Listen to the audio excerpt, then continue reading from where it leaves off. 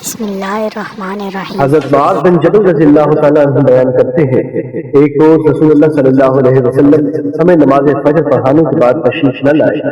قریب تھا کہ ہم سورج طلوع ہونے کا مشاہدہ کر لیتے، پھر آپ بہت تیزی سے تشریف لائے، چنانچہ نماز کے لیے اقامت نہیں ہوئی۔ رسول اللہ صلی اللہ علیہ وسلم نے اختصار کے ساتھ نماز پڑھائی۔ بس جب آپ صلی اللہ علیہ وسلم نے سلام پھیرا تو بآواز بلند فرمایا، اپنی جگہوں پر ایسے ہی بیٹھے رہو۔ پھر آپ نے ہماری طرف متوجہ ہو کر فرمایا، میں ابھی تمہیں بتاتا ہوں کہ تمہیں نماز پڑھانے کے لیے کیوں نہیں آیا۔ میں رات کو بیدار ہوا، وضو کیا اور جس قدر مقدر میں تھا میں نے نماز پڑھی۔ مجھے نماز میں نیند آنے لگی، حتیٰ کہ وہ مجھ پر غالب آ گئی۔ تب میں نے اپنے رب تبارک و تعالیٰ کو بہترین صورت میں دیکھا، چنانچہ اس نے فرمایا، محمد، میں نے عرض کیا میرے رب حاضر ہوں۔ فرمایا، فرشتے کس چیز کے بارے میں بحث و مباحثہ کر رہے ہیں؟ میں نے عرض کیا میں نہیں جانتا۔ اللہ تعالیٰ نے 3 مرتبہ ایسے فرمایا۔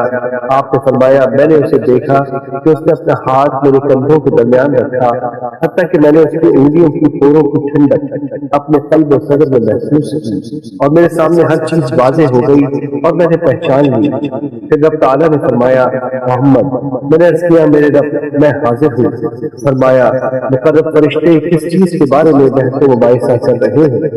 میں نے عرض کیا گناہ مٹا دینے والے اعمال کے بارے میں۔ فرمایا، وہ کیا ہے؟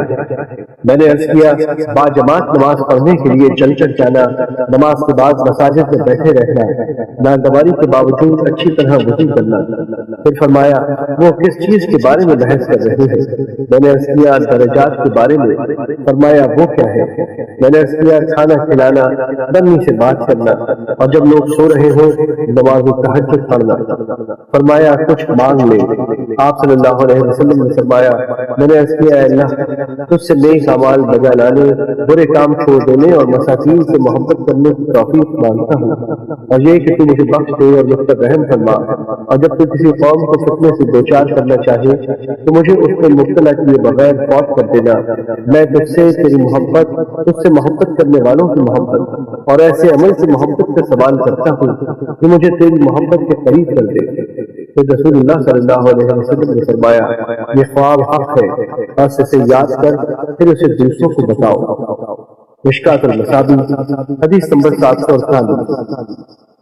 حضرت عبداللہ بن عمرو بن عاص رضی اللہ تعالیٰ عنہ بیان کرتے ہیں، جب رسول اللہ صلی اللہ علیہ وسلم مسجد میں داخل ہوتے تو یہ دعا کیا کرتے، میں شیطان مردود سے اللہ عظیم، اس کی ذات کریم اور اس کی قدیم بادشاہت و قدرت کے ذریعے پناہ چاہتا ہوں۔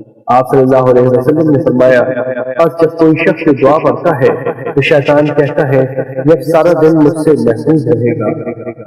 مشکات المصابیح حدیث نمبر 749۔